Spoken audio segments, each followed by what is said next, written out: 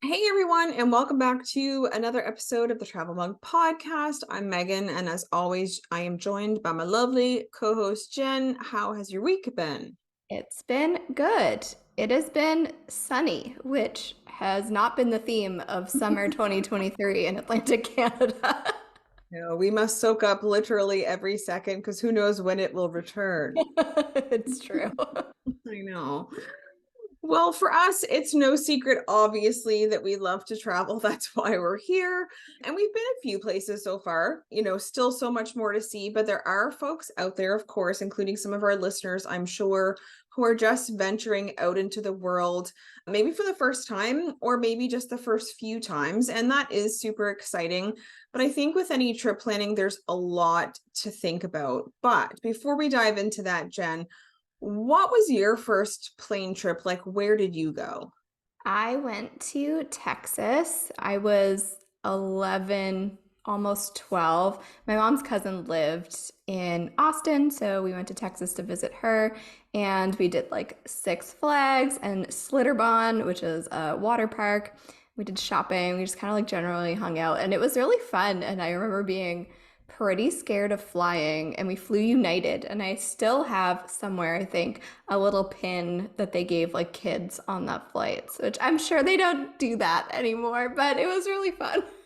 Oh, that's cool. Kind of to like make it a special experience for you. Yeah. Awesome. Mine, I was kind of a late bloomer with the whole travel thing. I actually went to Calgary, Alberta in the ninth grade. My sister lived there and she got married. Luckily, at the time, I didn't have to plan anything because I went with my parents. So that was really nice. But that was literally my first plane travel. I guess I was probably around 14. So I've made up for it since then. Yeah. But having said that, we wanted to have an episode where we share some tips and advice for new travelers. It can be overwhelming, but it doesn't really have to be. So let's dive in. And Jen, what would you say would be your first tip for some newbies? My first tip is that packing is so important, and don't underestimate the importance of packing the right things.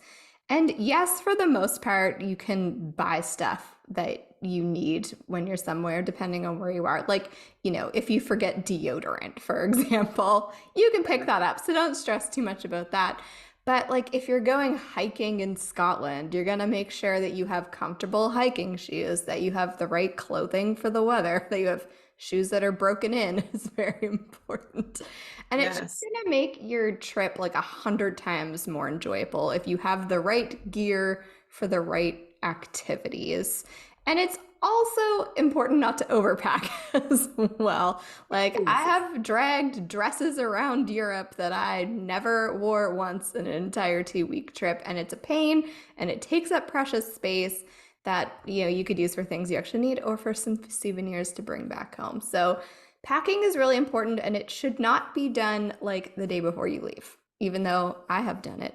But I've packed many times and I'm pretty good at it now. But Yeah, I'm still not very good at it. I still definitely overpack, even though I have a list. I guess my list is just too long. Like I'm yeah. assuming I need to shorten the list and maybe that would be better. But yeah, I'm still working on that one myself. So Yeah. it's a great tip.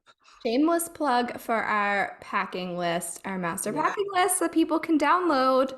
The link is in our bio or wherever the links are that you're watching this. So, yeah, get the packing list. That'll I help. mean, why not?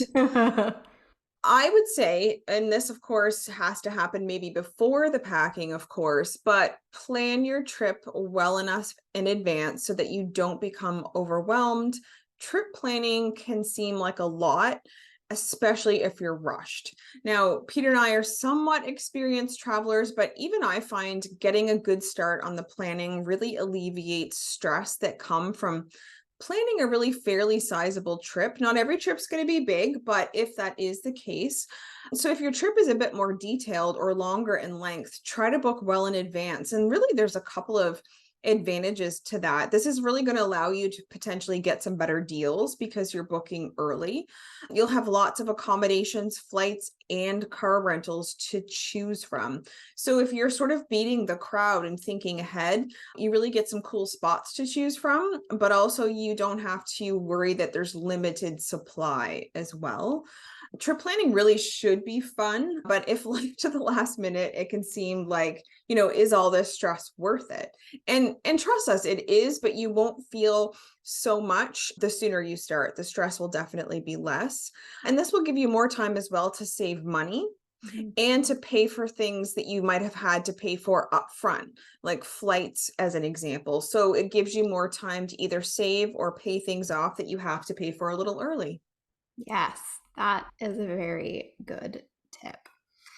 So, my next tip is sometimes, not all the time, sometimes paying extra to stay in the right area is worth it. So, I am guilty of picking a place that is cheaper over a convenient location, and it has been to my detriment in the past.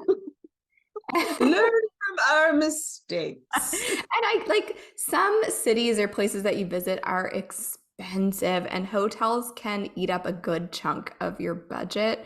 But staying way outside the area that you want to be in can be a huge pain in the butt. So when I'm faced with this situation, I usually look at the price difference between the area between where I want to be and the area that I think maybe is a little bit more reasonably priced.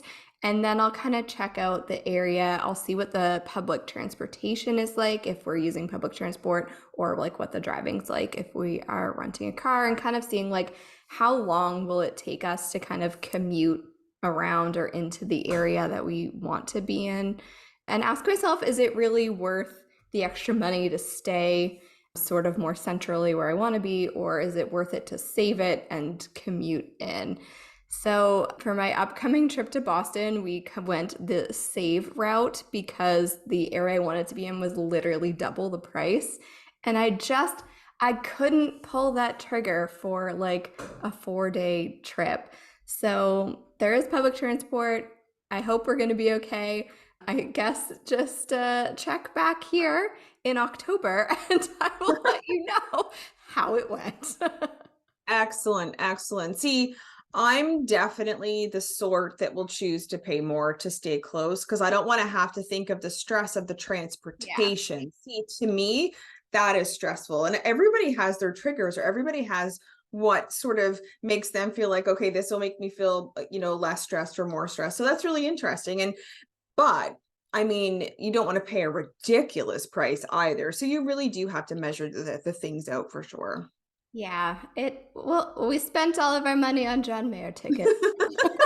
John Mayer has our money, so we'll stay outside the city. Yeah. What's your next tip, Megan? Excellent. So for me, use Google Maps. I mean, that is a huge tip. So either use it to plan travel or download an offline map to ensure that you aren't stressed out about where you're going and how to get there. Now, I have talked about this before on the podcast. We are currently planning an Iceland trip for 2024.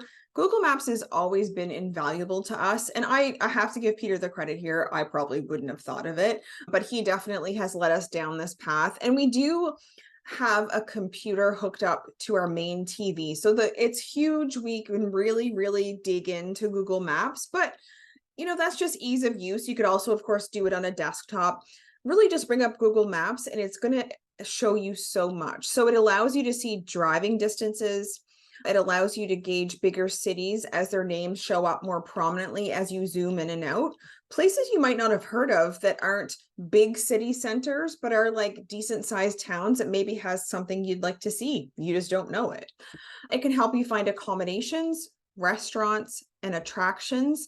And you can actually save places you want to visit with pins or stars or whatever you choose.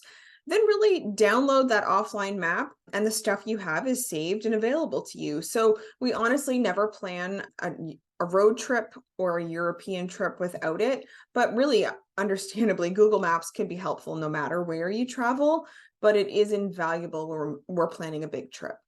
Yes, and it also you can do public transport on it as well, which I have used Right. many times. So I love Google Maps. I love the creating a trip with like pins and stuff and kind of seeing where everything is in there. So Google Maps is our Yes. friend.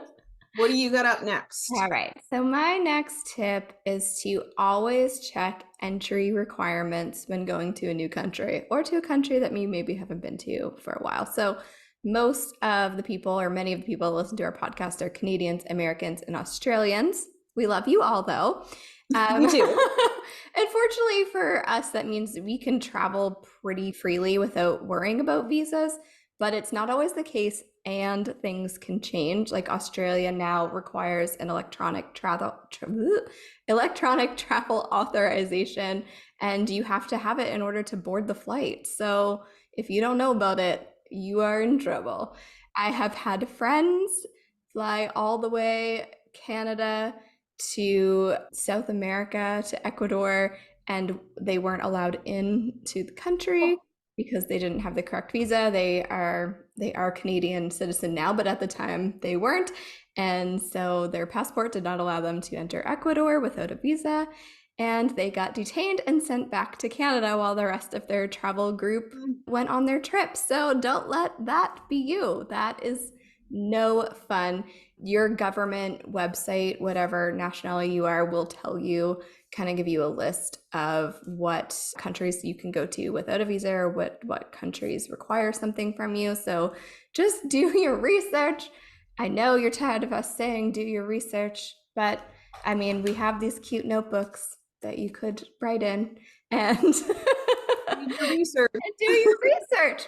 I don't want to hear you tell me that you got turned around at a border, because that no fun. That's a sad story. I also think next year going to some European countries as well, that we are going to have to pay. I think it might be like the electronic travel authorization. I think it might be 10 euros, but I do think that comes into effect in 2024. So that's something to keep in mind as well. But like you said, Jen, things can change. So always stay up to date before you go on your trip. Yes. All right. What's up next? Excellent. So check reviews. A lot of people worry about booking with reputable companies. I really, as we all should, or hotels, Airbnbs. So much like Jen just mentioned, research reviews and feedback from other travelers to alleviate that worry. So if you're planning a trip with multiple stops, meaning multiple accommodation bookings, a way to ease the stress is to, again, book early for great selection, and please ensure you refer to reviews. So Google Maps also has Google reviews, which are actually aggregated from various places. So they're not just from one location. And that is what we're sort of trusting the most these days, unless, of course, you were using Airbnb, and then you can read the reviews right on that site. Just essentially look for an independent vendor site for reviews, because sometimes I wonder, can a company's own reviews be trusted? And I mean, like, maybe they can be, but it's really good to like look in multiple places. So as an example, we always use booking.com, as they have for us the best cancellation policies. And we were all kind of burned by the pandemic, so it really saved us. So we really go back. We're loyal booking.com people. And booking.com has reviews that pop up. It takes 2 seconds to highlight and copy the name, though, of the hotel that you're interested in, and look elsewhere to verify it. Put it into Google Maps. See what those reviews are also saying. So your time on the planning end is worth it for a great stay later. So again, just check reviews to be safe. Yes. All right. So my next tip is for after you've packed and reviewed and booked all of your places, and it is to leave plenty of time for the airport process, like so much time. So the airport is just one of those circumstances where you would rather be safe than sorry, because if you miss your flight of your own doing, you're going to have to pay for another one, and that sucks, and nobody wants to do that. No. I see so many people in travel Facebook groups recommending going to an airport like less than 2 hours before a flight. And it just gives me like so much anxiety that I'm like, Those people are not people I'm traveling with. seriously, people are like, how much time Is like an hour enough? And people are like, yes. And I'm like, no, it never is. Like, I would never do that. Less than 2 hours, I would never do unless this is the only circumstance, the Thunder Bay Airport. I have done it. Let me tell you, there's one security line, there's one room with all of the gates, and there's not that many of them. So you're pretty safe. So maybe if you live by a teeny tiny airport, it might be okay. But otherwise, Fredericton's also similar. So like those small, maybe smaller city airports, but even, I mean, check on the size to be sure they're small. yeah. So, I mean, yes, you could breeze through security and check in 10 minutes and wait at your gate for like a long time. But you could also spend an hour or more in the security line and then be running to your gate. So, like, do you want to do that? No. I want to go and get through and get my Starbucks and sit at my gate and watch it so that I get on the plane. I want to stare at that plane until I get on it. That's basically where I'm at. So, like, just keep in mind also, there is cutoff times for your baggage to be dropped off as well. If you're checking a bag, it's different per airport. Toronto Pearson's cutoff time is 90 minutes before the flight. So that's an hour and a half. Like, Wow. you got to be there early. Other Canadian airports are around 60 minutes. So just don't leave it. I actually was curious about the Orlando airport and what they recommend, and they say 3 hours, blanket 3 hours. And I agree. I have waited in a really long security line there almost every time that I've flown through MCO, and it's just, we have Nexus on for our next trip, so it'll be interesting to see what the difference is. But Yeah. I've always waited, and we've actually gone 4 hours ahead because it's an international flight when we've traveled home from Orlando to Halifax. So I know it sucks to be at the airport 2 to 3 hours before your flight, especially if your flight's at like 5 a.m. But like, these are the sacrifices we have to make. So go to Starbucks, get your coffee, and stare at your gate until you get on the plane. I couldn't agree with this more. Like I love it. And Peter hates the airport with the fire of 1,000 suns, and he still is up for going early. He's like, yeah, let's go, let's do it. And I'm like, oh, thank God that I know you hate it. So I feel like it is definitely a sacrifice he's making, but I also think he realizes you can't predict what happens. And I think I might have mentioned this before in the podcast. We were going to Cuba once. We got to the airport. The cab had dropped us off. He forgot his passport.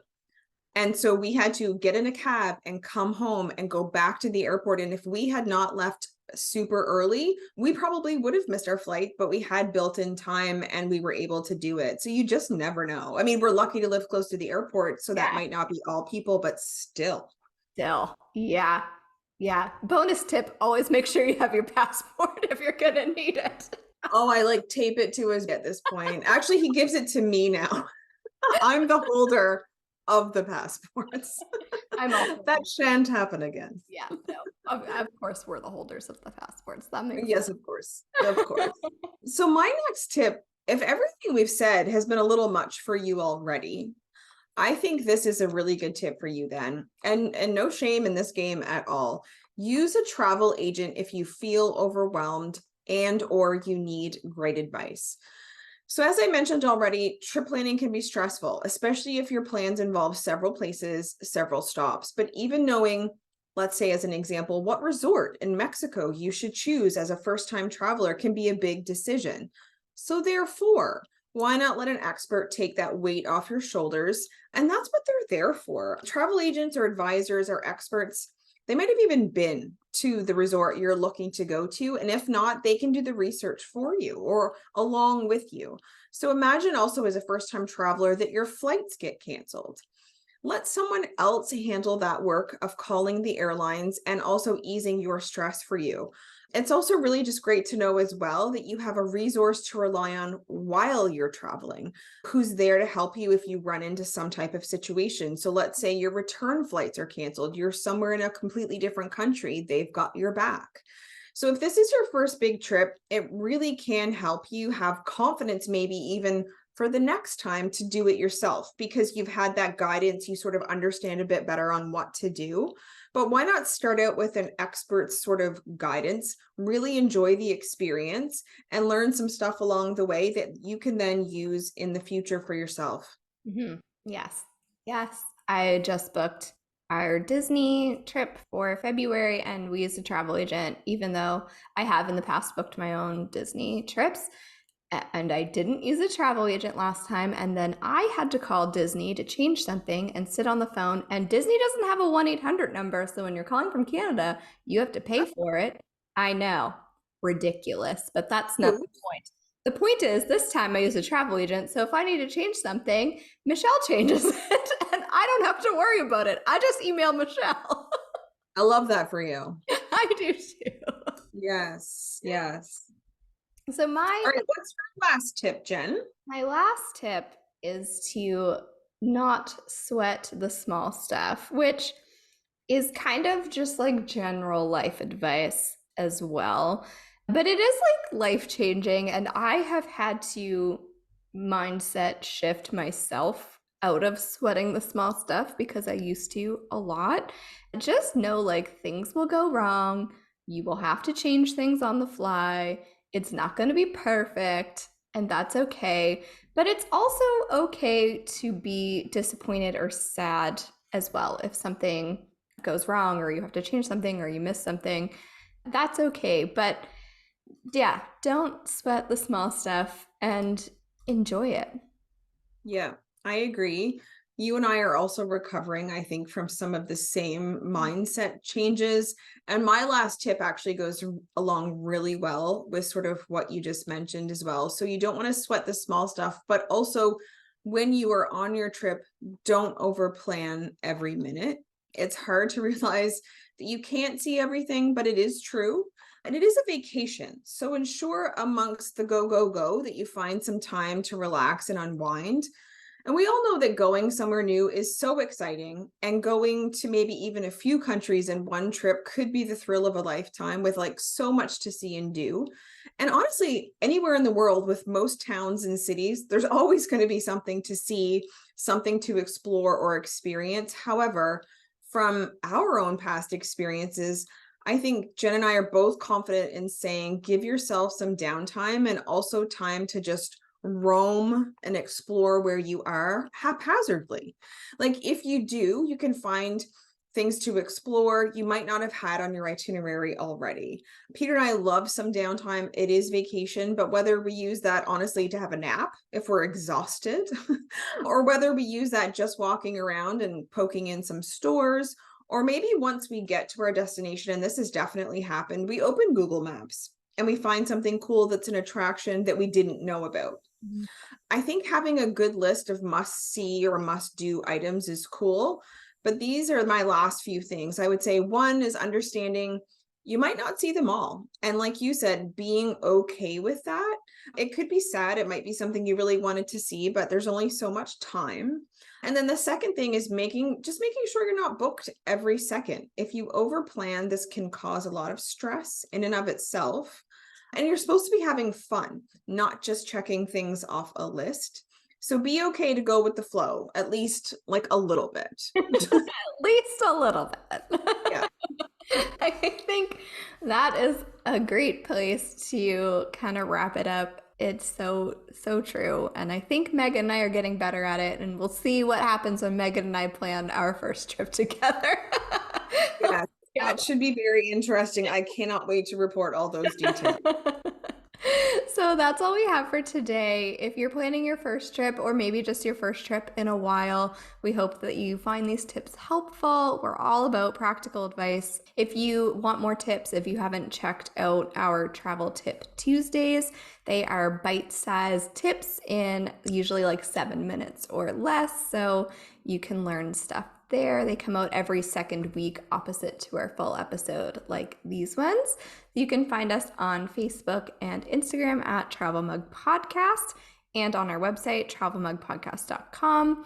And you can support the show on Buy Me a Coffee or by leaving us a review on Apple Podcasts and Spotify. And until next time, we'll talk to you again soon. Bye. Toodaloo.